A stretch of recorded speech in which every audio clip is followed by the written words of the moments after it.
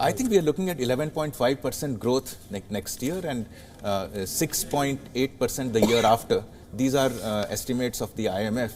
Both these numbers are the highest in the world, right. Of any significantly large economy. So I think we are going to do better than what we have. And as we have shown in the vaccine area, India is now a global benchmark. Right. Not only in the production, but also in the creation of vaccines, innovation. Likewise, I think the economic growth, given that we are starting from a low stay with base, us. We're cutting across live now to the Parliament, where any moment now, Finance Minister Nirmala Sitharaman will present the budget.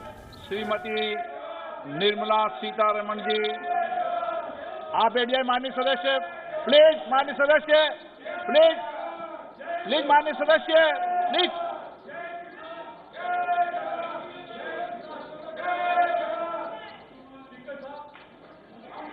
धन्यवाद जी. Honourable आपको बोलने का मौका दूंगा budget के बाद, माननीय वित्त मंत्री जी. Honourable speaker, I present the budget for the year 2021-2022. As introduction, Honorable Speaker, the preparation of this budget was undertaken in circumstances like never before. We knew of calamities that have affected a country or a region within a country. But what we have endured with Covid-19 through 2020 is sui generis. When I presented the budget 2020-2021, we could not have imagined that the global economy, already in throes of a slowdown, would be pushed into an unprecedented contraction. We could not have also imagined then that our people, as those in other countries, would have to endure the loss of near and dear ones and suffer hardships brought about due to a health crisis. The risk of not having a lockdown was far too high. Within 48 hours of declaring a 3-week-long complete lockdown, the Prime Minister announced the Pradhan Mantri Garib Kalyan Yojana, valued at 2.76 lakh crores, that provided free food grain to 800 million people, free cooking gas for 80 million families for months, and cash directly to over 400 million farmers, women, elderly, the poor, and the needy. Even as a large section of citizens stayed home, milk, vegetables, fruit suppliers, health and sanitary workers, truck drivers, railways and public transport workers, bank employees, electricity workers, annadatas, police, firemen and the armed forces all had to go about their work as normal, but with the additional anxiety of the virus hanging over them. We recognize this, and I think I speak on behalf of everybody in this august house when I express my heartfelt gratitude to these men and women for how they were able to carry out their work and duty to provide for the nation's basics over those crucial months. Speaker, sir, for public good, honorable members of Parliament and members of legislative assemblies too offered their salaries. In May 2020, the government announced the Atmanirbhar Bharat package. To sustain the recovery further into the year, we also rolled out 2 more Atmanirbhar packages, 2 and 3.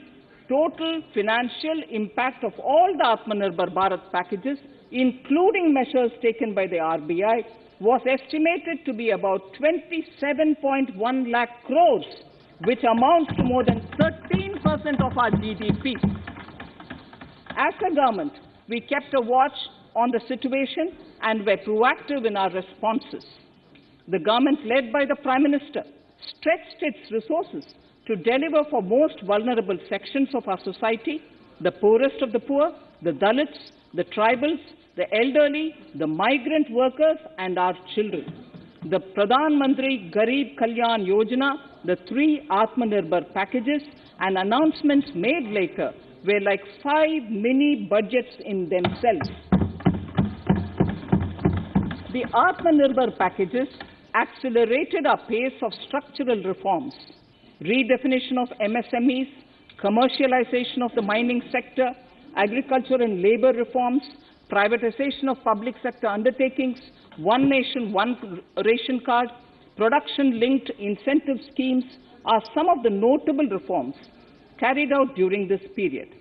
Faceless income tax assessment, DBT, and financial inclusion are the others. Today, India has 2 vaccines available and has begun medically safeguarding not only her own citizens against COVID-19, but also those of 100 or more countries. It is added comfort to know that 2 or more vaccines are also expected soon. Honorable Prime Minister launched the vaccination drive by crediting and thanking our scientists. We are ever grateful for the strength and rigor of their efforts. Having said that, we are all reminded time and again that our fight against COVID-19 continues into 2021. Now, just as it happened after the 2 world wars, there are signs that the political, economic, and strategic relations in the post-COVID world are changing. This moment in history is the dawn of a new era, one in which India is well poised to truly be the land of promise and hope.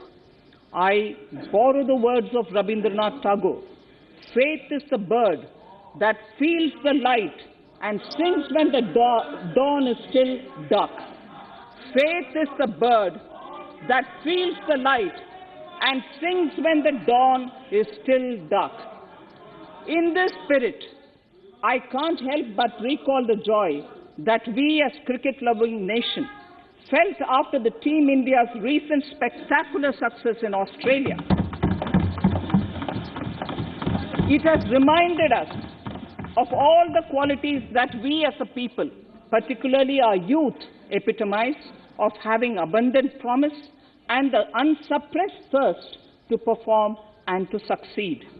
Today, data shows that India now has one of the lowest death rate of 112 per million population and one of the lowest active cases of about 130 per million. This has laid the foundation to the revival we are seeing now in the economy. This budget will be the first of this new decade. This budget will also be a digital budget, and that has happened with all your support. So far, only 3 times has a budget followed a contraction in the economy. All such contractions earlier were as a result of situations typical to India. This time, the contraction in our economy is due to a global pandemic, just like in several other countries.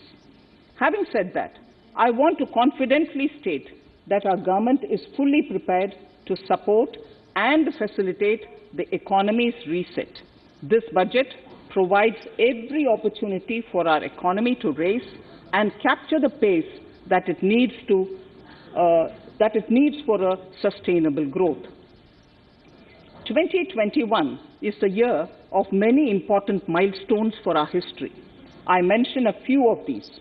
It is the 75th year of independence, 60 years of Goa's accession to India, 50 years of the 1971 India-Pakistan War. It will be the year of the 8th census of independent India. It will also be India's turn at the BRICS presidency, the year for our Chandrayaan-3 mission, and the Haridwar Mahakumbh.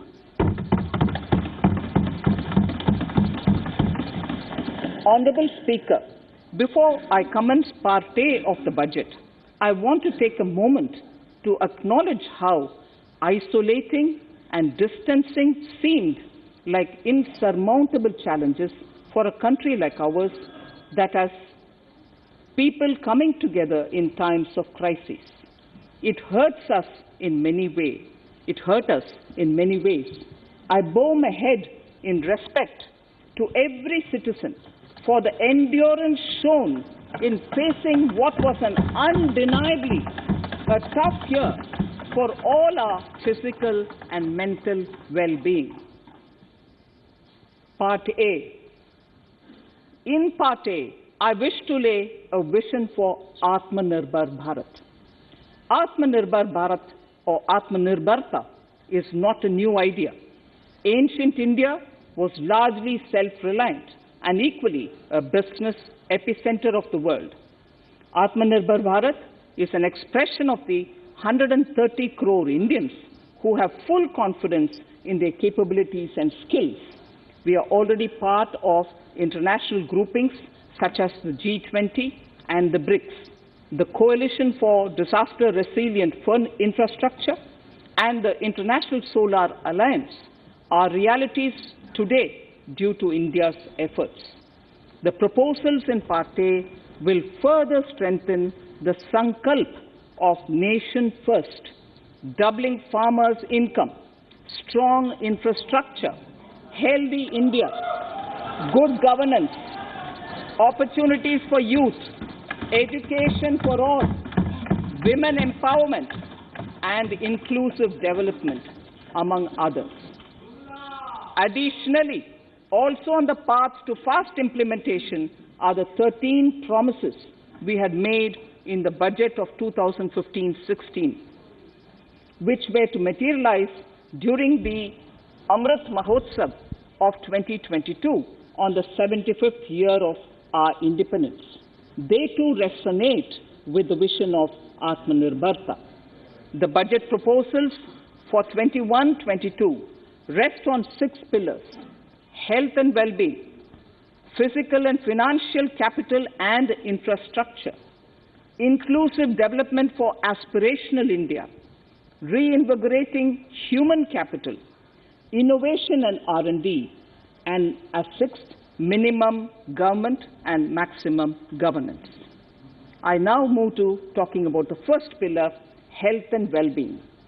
Even at the outset, I would like to say that the investment on health infrastructure in this budget has increased substantially. Progressively, as institutions absorb more, we shall commit more.